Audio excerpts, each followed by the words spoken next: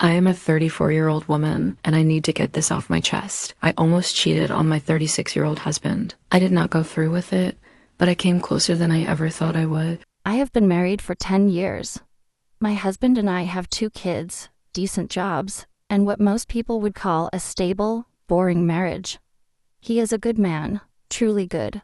He is not abusive, not controlling, and not lazy. He works hard, helps with the kids, and has always been faithful. But life became monotonous. We are in that stage where everything revolves around work, soccer practices, bills, laundry, and collapsing into bed late at night, exhausted. He is still affectionate, but distracted, and I felt invisible. That is when my friend group started filling the cracks. I spend time with a group of women, some coworkers, and some longtime friends. Most of them are single, divorced, or in dramatic, unstable relationships. Their whole attitude is that men cannot be trusted, and that women should take what they want without apology. At first, it was fun. Girls' nights, vent sessions, gossip. Slowly, though, I realized their advice always leaned one way. If you are not happy, cheat. If you are bored, cheat. If he is not giving you everything you want, cheat. They treated it like empowerment rather than betrayal. There was one exception. Rachel. Rachel used to be part of the group, but after she got married, she drifted away. One night, over coffee, she told me something I brushed off at the time. Be careful with them. They do not respect their own relationships, and they will not respect yours. At the end of the day, it is your marriage on the line, not theirs. If it blows up, you are the one who loses, not them. I nodded politely, but did not take her seriously. I should have. The bad decisions enter Brian. Brian is my coworker. He is attractive, charming, and funny in that effortless way. We worked closely on several projects, and slowly the banter started. Compliments that lingered a second too long. Jokes about being work husband and wife. The first bad choice was that I did not shut it down. The second bad choice was telling my friends about him. Instead of warning me, they cheered me on. Girl, that is exciting. You deserve some fun. Do not overthink it. Just enjoy yourself. Every time I admitted a little more, whether it was how his texts made me blush or that we grabbed lunch alone, they treated it like I was the main character in a romance novel. Then came the third bad choice. I started deleting messages, not because anything overtly sexual was happening, but because I did not want my husband to wonder. I guess deep down I knew I was crossing the line, but it was easier to erase the messages and pretend like nothing was happening. The truth is, the second you start hiding things, you already know you are in the wrong. You're just waiting to see how far you will let it go. And here's the crazy part. I actually remembered something Rachel told me once, back before she drifted from our group. She said, if you ever feel like you need to hide something from your husband, that is your sign you are already doing damage.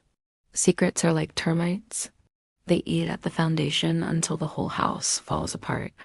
I heard her voice in my head, clear as day. Instead of listening, I shoved it down and hit delete anyway. The temptation builds. One night after work, a group of us, including Brian, went out for drinks.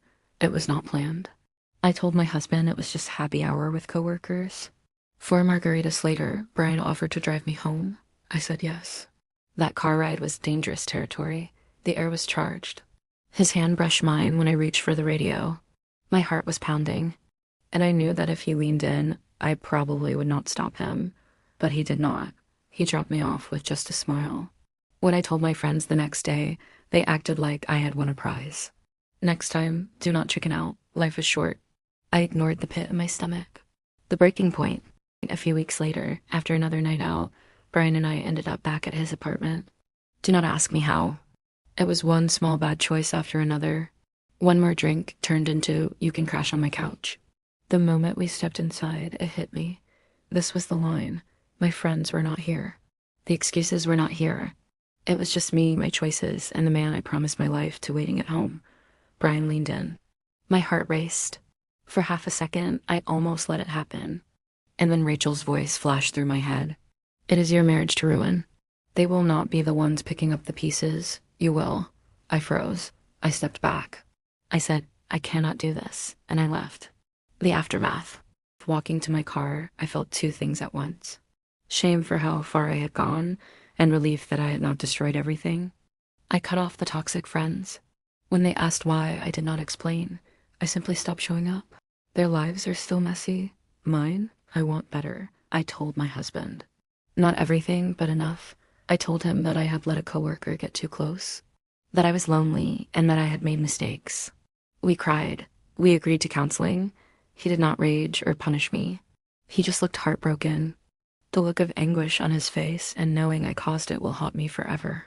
I destroyed our trust, and I know he blames himself for having faith in me. I think that hurts the most. Because no matter how much he tries to move forward with me, I can see the questions in his eyes now. Questions that were not there before. He wonders if I am really where I say I am. If my phone really is just full of group chats and kid pictures. And the worst part, I gave him that doubt. I put that crack in something that used to feel uncheckable. But here's the thing. He is still here. He still reaches for my hand, still shows up to counseling, still tells me he loves me even when it is hard. That gives me hope. Because if he has not given up on us, then I will not either. I will spend the rest of my life proving that his faith was not wasted, that the mistake I almost made does not have to be the thing that defines us. Rachel's return. Not long after everything came out, I reached out to Rachel. I had not talked to her in months, maybe even a year. She was the one who used to hang out with our group, but slowly pulled away after she got married. Back then, I thought she was boring or self-righteous, maybe even judgmental. Now, I understood exactly what she meant. When I told her what almost happened, she did not judge me. She just sighed like she had been expecting this moment. She reminded me of what she told me a long time ago. It is your marriage to ruin. They will not be the ones picking up the pieces. You will have to do it all alone. And she was right. My so-called friends were not the ones holding my husband while he cried. They were not the ones explaining to my kids why their dad seemed sad. They were still out there, laughing at their own chaos, moving from one disaster to another. They never had to deal with the fallout of the advice they gave me. Rachel did something different, though.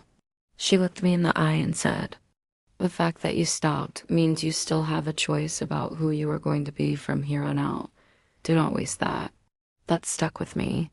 So now I am making different choices. Harder ones sometimes. Saying no to the friend group. Saying yes to counseling even when it is uncomfortable. Choosing transparency even when it means handing over my phone without hesitation. None of it is easy. But for the first time in a long time, it feels like I am building something instead of tearing it down. Rachel was right all along. I wish I had listened to her sooner. But at least now, I finally am. Reflection. I learned something through all of this. Cheating does not happen in one leap. It happens in 100 tiny steps you convince yourself are harmless. Until suddenly, you're standing in someone else's apartment, about to destroy your life. And those friends who push you toward it, they're not the ones who have to explain it to your kids. They're not the ones who have to see the disappointment in your husband's eyes. They get to go home and laugh about the drama. You are the one who pays. I almost cheated on my husband, but I did not. And that choice to walk away is the one I will never regret.